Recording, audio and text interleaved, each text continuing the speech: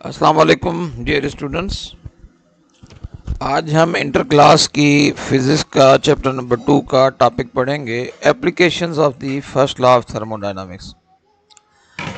Last lecture में हमने first law of thermodynamics पढ़ा था और फर्स्ट लॉ ऑफ थर्मोडायनामिक्स में हमने ये इक्वेशन सीखी थी कि जब हम किसी सिस्टम को हीट एनर्जी प्रोवाइड करते हैं तो वो हीट एनर्जी जो है वो दो और एनर्जी की फॉर्म्स में कन्वर्ट होती है। उसका कुछ हिस्सा जो है वो इस सिस्टम की इंटरनल एनर्जी को बढ़ाने में इस्तेमाल हो जाता है और कुछ हिस्सा इस पिस्टन को मूव कराने में यानी इसके ऊपर वर्क करने में इस्तेमाल हो जाता है। यानी टोटल एनर्जी जो आप एक सिस्टम को सप्लाई करेंगे वो हीट एनर्जी जो हम टोटल सप्लाई करेंगे वो असल में इंटरनल एनर्जी और वर्क का सम होगा। इसीलिए क्योंकि हमने जितनी एनर्जी सप्लाई की एग्जैक्टली उतनी एनर्जी हमारे पास अवेलेबल है, इसलिए हमने इसे कहा था कि ये special law of conservation of energy है, जिसमें हम पढ़ते हैं energy can nether be created nor be destroyed. अब यहाँ पर नोट करें तीन चीज़ें हमारे पास, एनर्जी है, इंटरनल एनर्जी है और जो है वर्क है। अब इस लॉ में क्या क्या एप्लीकेशंस हैं और उनकी एप्लीकेशंस को हम आज के लेक्चर में समझने की कोशिश करेंगे। हाँ, देखिए, हम जानते हैं कि स्टेट ऑफ ए सिस्टम क्या है। अगर आपको याद हो तो हमने स्टेट ऑफ सिस्टम ऑलरेडी पढ़ा था। स्टेट ऑफ सिस्टम में हमारे पास चार वेरिएबल्स होते हैं: वॉल्यूम, प्रेशर, टेम्परेचर और जो हम उन्हें हीट एनर्जी सप्लाई करें। मिसाल के तौर पर ये एक सिस्टम है। इस सिस्टम का इस वक्त जो वॉल्यूम है, इस वक्त जो प्रेशर है, इस वक्त जो टेम्परेचर है या इस वक्त जो हमें हीट एनर्जी दे रहे हैं, ये चारों वेरिएबल मिलकर इसकी स्टेट बनाएंगे। अगर इनमें से कोई भी वेरिएबल चेंज होता है, मिसाल के तौर पर इसका वॉल्यूम चेंज होता है, प्रेशर चेंज होता है, इसका टेम्परेचर चेंज होता है, तो हम कहेंगे इसकी स्टेट चेंज हो गई। अब हम एक और सिनारियो देखेंगे कि अगर हम किसी एक वेरिएबल को कांस्टेंट रखें तो क्या होता है। मिसाल के तौर पर अगर हम वॉल्यूम को कांस्टेंट रखें तो एक प्रोसेस होता है जिसको हम कहते हैं आइसोकोरिक प्रोसेस, और अगर हम प्रेशर को कांस्टेंट रखें तो आइसोबैरिक प्रोसेस। अगर हम टेम्परेचर को कांस्टेंट रखें तो ये आइसोथर्मल प्रोसेस बन जाता है। और अगर हम हीट एनर्जी जो सप्लाई होगी या सिस्टम लीव करेगा उसको ज़ीरो माने तो ये कहलाएगा आडियाबैटिक प्रोसेस। ये चार जो है ना, ये कहलाती हैं applications of the first law of thermodynamics. तो फर्स्ट लॉ ऑफ थर्मोडायनामिक्स जो है ये लॉ एक्स्ट्रा है। इसके अंदर जो चारों एप्लीकेशंस हैं इनको वन बाय वन समझने की कोशिश करेंगे। तो सबसे पहले हम समझेंगे what is the isochoric process. ये समझ लें हमारी फर्स्ट जो है ना प्रोसेस है आइसोकोरिक प्रोसेस। सबसे पहले तो हम बात करते हैं कि आइसोकोरिक लफ्ज़ का मतलब क्या है। अच्छा, आइसो का लफ्ज़ी मतलब होता है सेम या कांस्टेंट,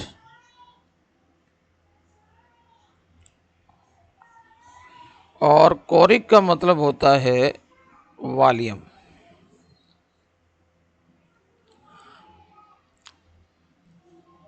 यानी यूं समझ लें ये एक ऐसा प्रोसेस होगा जिसमें वॉल्यूम सेम रहेगी, वॉल्यूम कांस्टेंट रहेगी। चलिए उसको इस बात को इस फिगर से समझने की कोशिश करते हैं। ये समझ लो एक सिलेंडर है और उसके अंदर कोई गैस भरी हुई है। अच्छा, इसकी वाल्स जो है ना, ये मैं थोड़ा सा हाईलाइट कर दूं। इसकी जो वाल, ये सारी की सारी वाल इंसुलेटिंग है। इंसुलेटिंग का मतलब है इनसे ना हीट एनर्जी बाहर निकल सकती है, ना हीट एनर्जी अंदर दाखिल हो सकती है। और इसका ये जो पिस्टन है ये भी इंसुलेटिंग है। इंसुलेटिंग का मतलब ये ना तो हीट एनर्जी को आउट करेगा, ना हीट एनर्जी को इन होने देगा। हाँ, ये जो बॉटम है ये बॉटम कंडक्टिंग है, यानी यहाँ से हीट एनर्जी इन भी हो सकती है, आउट भी हो सकती है। यानी वाल्स क्या है, इसकी वाल्स इंसुलेटिंग है, यानी इधर से हीट एनर्जी इन भी नहीं हो सकती, आउट भी नहीं हो सकती। देखिए मैं हीट एनर्जी की बात कर रहा हूँ। ये जो पिस्टन है इसमें दो खूबियाँ हैं। एक खूबी तो ये है कि ये इंसुलेटिंग है। इंसुलेटिंग का मतलब है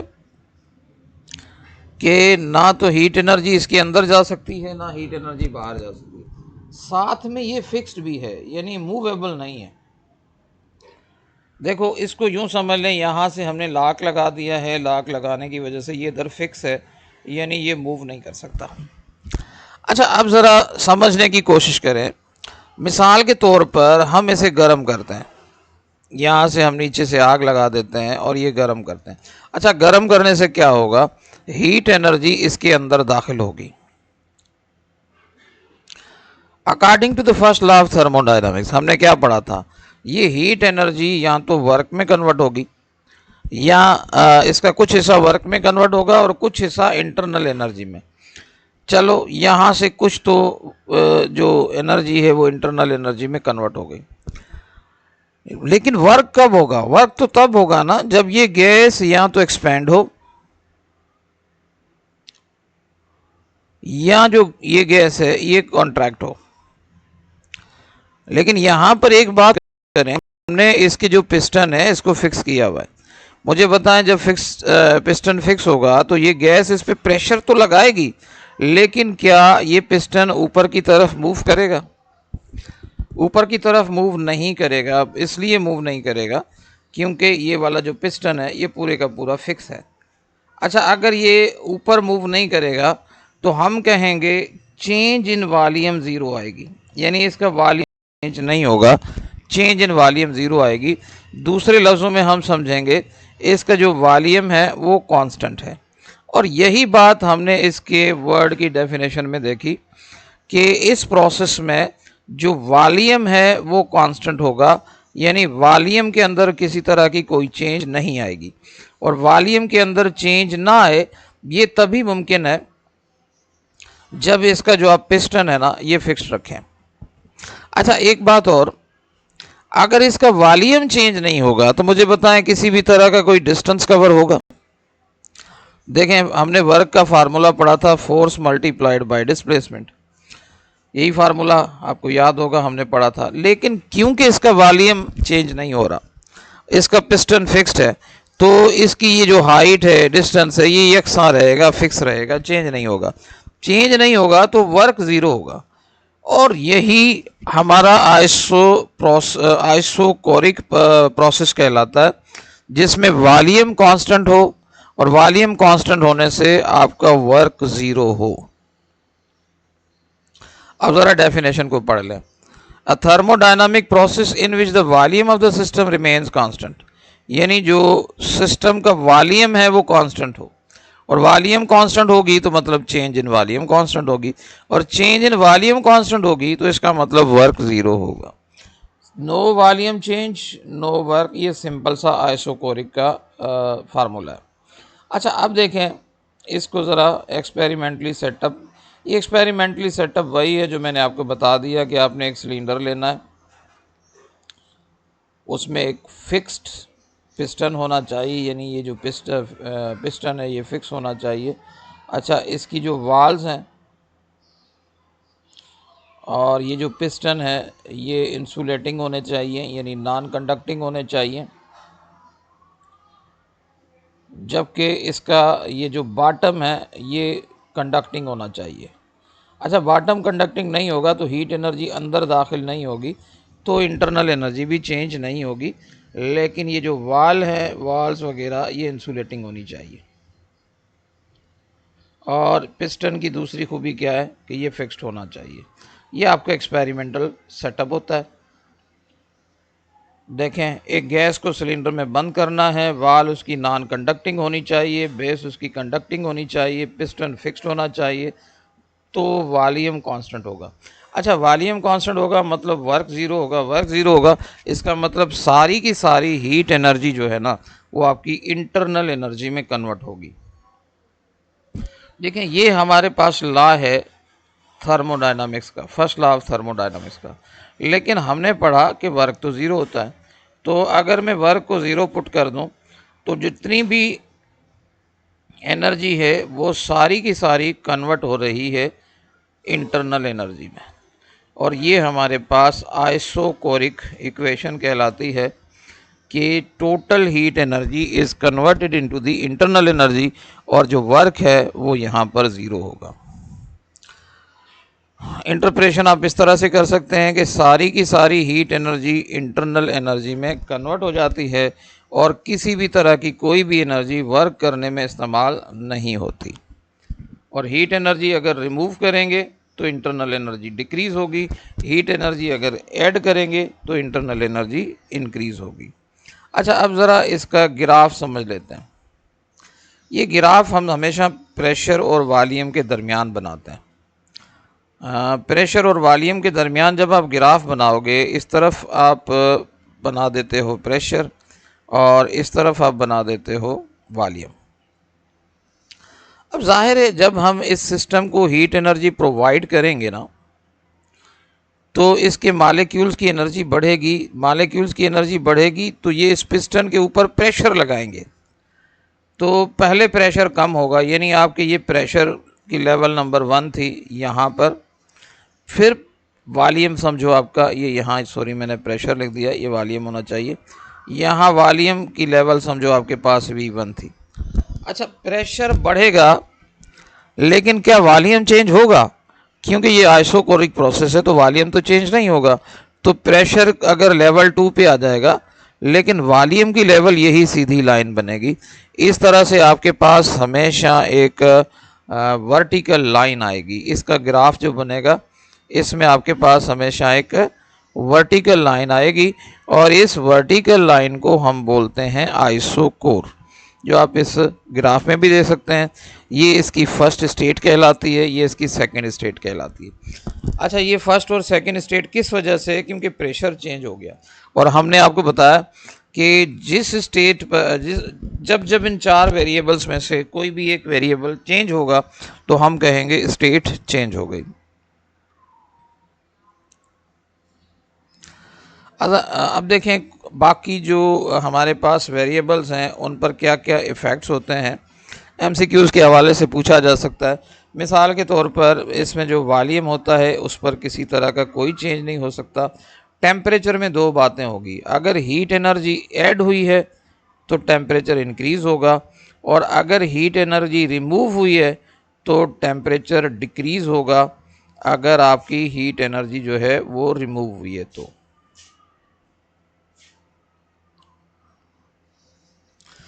और प्रेशर लाजमन बात है कि इंक्रीज़ ही होता है, लेकिन ये भी टेम्परेचर पे डिपेंड करता है। अगर टेम्परेचर इंक्रीज़ होता है तो प्रेशर बढ़ेगा क्योंकि मालिक्यूल्स की मोशन बढ़ेगी, लेकिन अगर टेम्परेचर डिक्रीज़ होता है तो प्रेशर भी डिक्रीज़ होगा। अच्छा, वर्क जो है, क्योंकि चेंज इन वॉल्यूम ज़ीरो है और वर्क डिपेंड करता है एक्सपेंशन या कंट्रैक्शन पर, तो लिहाजा इस सूरत में इसका वर्क ज़ीरो ही होगा। इंटरनल एनर्जी डिक्रीज़ भी हो सकती है और इंक्रीज़ भी हो सकती है। अच्छा, इंक्रीज़ किस सूरत में होगी? इंक्रीज़ इस सूरत में होगी जब आप हीट एनर्जी ऐड करो, और डिक्रीज़ उस सूरत में होगी जब आप हीट एनर्जी रिमूव करो। तो आई होप कि आपको फर्स्ट जो प्रोसेस है वो अच्छी तरह से समझ में आ गया है। चलें अब ज़रा जो इसका सेकंड प्रोसेस है उसे समझने की कोशिश करते हैं। अच्छा, सबसे पहला पॉइंट, लफ्ज़ आइसोबैरिक का मतलब समझते हैं। What is the meaning of isobaric? Iso तो सेम है, आइसो मतलब सेम या कांस्टेंट, ये हमने पिछले में भी पढ़ा। बैरिक ये निकला है बैरोमीटर से। अगर आपको याद हो तो बैरोमीटर वो होता है जो कि एयर का प्रेशर मालूम करने के लिए इस्तेमाल होता है। इसका मतलब यहाँ बैरिक से मुराद प्रेशर होगा। दूसरे लफ्ज़ों में समझें कि आपने इसमें प्रेशर कांस्टेंट रखना है, यानी चेंज इन प्रेशर जो होगी वो ज़ीरो होगी। और चेंज इन प्रेशर तभी ज़ीरो हो सकती है जब ये पिस्टन मूवेबल हो। अच्छा, पिस्टन मूवेबल हो तो उससे क्या फ़ायदा होगा? देखें, हीट एनर्जी जब यहाँ पर प्रेशर लगाएगी, ज़ाहिर टेम्परेचर बढ़ेगा, मालिक्यूल्स की एनर्जी बढ़ेगी, तो प्रेशर बढ़ेगा। अब प्रेशर जब इस सिस्टम का प्रेशर बढ़ेगा तो प्रेशर क्या करेगा, इस पिस्टन को मूव करा देगा। तो प्रेशर, पिस्टन मूव करेगा तो प्रेशर कम होगा, हीट एनर्जी इसके प्रेशर को इंक्रीज करेगी, और जब पिस्टन ऊपर की जाएगा, ऊपर की तरफ जाएगा तो प्रेशर कम हो जाएगा। नतीजा ये निकलेगा कि प्रेशर दोबारा वापस इनिशियल स्टेट पर आ जाएगा, यानी चेंज इन प्रेशर जो होगी वो ज़ीरो होगी। अच्छा, चेंज इन प्रेशर ज़ीरो होगी, इसका मतलब volume volume change in volume zero नहीं हो सकती, क्योंकि वॉल्यूम पहले देखें कम था और बाद में देखें वॉल्यूम बढ़ गया, तो चेंज इन वॉल्यूम ज़ीरो नहीं हो सकती। और साथ में अगर चेंज इन वॉल्यूम ज़ीरो नहीं होगी तो आपका जो वर्क है वो भी ज़ीरो नहीं हो सकता। इसमें भी आपने सेम सेटिंग रखनी है, यानी इन सब को आपने इंसुलेटिंग रखना है, वाल्स को और पिस्टन को, और बेस को जो है ना वो कंडक्टिंग रखना है, ताकि हीट एनर्जी जो है वो इसके अंदर दाखिल हो सके या बाहर निकल सके। तो again we are coming back to our topic. Isobaric process क्या है? A thermodynamic process in which pressure of the system remains constant. और अगर प्रेशर ऑफ द सिस्टम को आपने कांस्टेंट रखना है तो उसका जो पिस्टन है ना वो मूवेबल होना चाहिए। पिस्टन मूवेबल होने से फ़ायदा क्या होगा कि हीट एनर्जी की वजह से प्रेशर बढ़ेगा, पिस्टन मूव हो जाएगा ऊपर, जिसकी वजह से वो प्रेशर को कम कर देगा। नतीजा ये निकलेगा चेंज इन प्रेशर आपके पास ज़ीरो होगी। और चेंज इन प्रेशर ज़ीरो हो तभी मुमकिन है जब गैस एक्सपेंड भी हो सके, कंप्रेस भी हो सके। एक्सपेंड तब होगी जब सिस्टम वर्क करे, और कंप्रेस तब होगी जब सराउंडिंग इसके ऊपर वर्क करे। अच्छा, अब इसका एक्सपेरिमेंटल सेटअप एग्जैक्टली सेम उसी तरह से आप समझ लो। ये एक सिलेंडर है जिसके अंदर गैस भरी हुई है। फ़र्क ये है कि ये सिलेंडर होगी लेकिन इसमें मूवेबल पिस्टन होगा, और इसकी वाल्स, अच्छा यहाँ पर एक गलती है, ये वाल जो है नॉन कंडक्टिंग होनी चाहिए, सिर्फ बेस जो है वो कंडक्टिंग होनी चाहिए। वाल नॉन कंडक्टिंग होनी चाहिए, बेस कंडक्टिंग होनी चाहिए। बेस कंडक्टिंग होने से क्या होगा कि वो हीट एनर्जी जो है वो इसके इन या आउट दाखिल हो सके। अच्छा, जब हीट ऐड होती है तो जाहिर है गैस एक्सपेंड होती है, वो पिस्टन को ऊपर की तरफ धकेल कर प्रेशर को नॉर्मलाइज कर देती है। और इसी तरह से अगर गैस हीट जो है रिमूव होती है तो गैस जो है वो कंप्रेस होती है, वो सराउंडिंग से एनर्जी लेकर दोबारा से प्रेशर को नॉर्मलाइज कर देती है। तो प्रेशर हर सूरत में कांस्टेंट ही रहता है। अच्छा, अगर प्रेशर कांस्टेंट रहता है तो इसका मतलब इंटरनल एनर्जी भी बनेगी और वर्क भी बनेगा, दोनों ये क्वांटिटीज़ इन्वॉल्व होगी। और हम जानते हैं वर्क का फार्मूला हम ऑलरेडी पढ़ चुके हैं कि वो प्रेशर और वॉल्यूम की प्रोडक्ट होता है। प्रेशर देखो इसके साथ चेंज नहीं लिखा, वॉल्यूम के साथ चेंज लिखा है, क्योंकि प्रेशर कांस्टेंट है, वॉल्यूम चेंज हो रहा है। तो यही सेम इक्वेशन अब वर्क की जगह पर हमने ये वाला पार्ट लगा दिया P और डेल्टा V के हिसाब से। इसमें इंटरनल एनर्जी चेंज होती है, गैस एक्सपेंड होती है तो वर्क भी होता है, और गैस कंप्रेस होती है तब भी वर्क होता है। अच्छा, क्योंकि इसमें प्रेशर कांस्टेंट है इसलिए प्रेशर एक ही पॉइंट पर है, लेकिन वॉल्यूम इंक्रीज हो रहा है, इसीलिए इसका ग्राफ हमेशा एक हॉरिजॉन्टल लाइन बनती है, और इस हॉरिजॉन्टल लाइन को हम आइसोकोर बोलते हैं, सॉरी आइसोबार।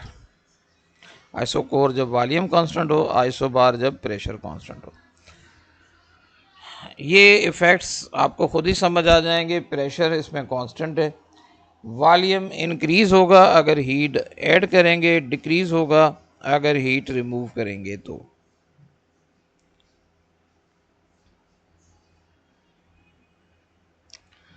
टेम्परेचर इंक्रीज होगा जैसे जैसे वॉल्यूम बढ़ता चला जाएगा, और टेम्परेचर जो है वो डिक्रीज़ होगा जैसे जैसे वॉल्यूम जो है इसका बढ़ेगा, और टेम्परेचर इंक्रीज़ होगा जैसे जैसे वॉल्यूम कम होगा। अच्छा, वर्क जो है पॉजिटिव होगा अगर गैस एक्सपेंड करेगी, नेगेटिव होगा अगर गैस कंप्रेस होगी, और इंटरनल एनर्जी इंक्रीज़ होगी जब हीट एनर्जी ऐड होगी, डिक्रीज़ होगी जब हीट एनर्जी रिमूव होगी। बहरहाल ये इजी बातें हैं, आपको आई होप समझ में आ गई है। ये दो प्रोसेस मैंने आपको समझा दिए हैं। इन दो प्रोसेस के अंदर कोई सवाल है, कोई बात है जो आपको नहीं समझ आई, तो आप डिस्कस करें, सवाल करें। Thank you very much.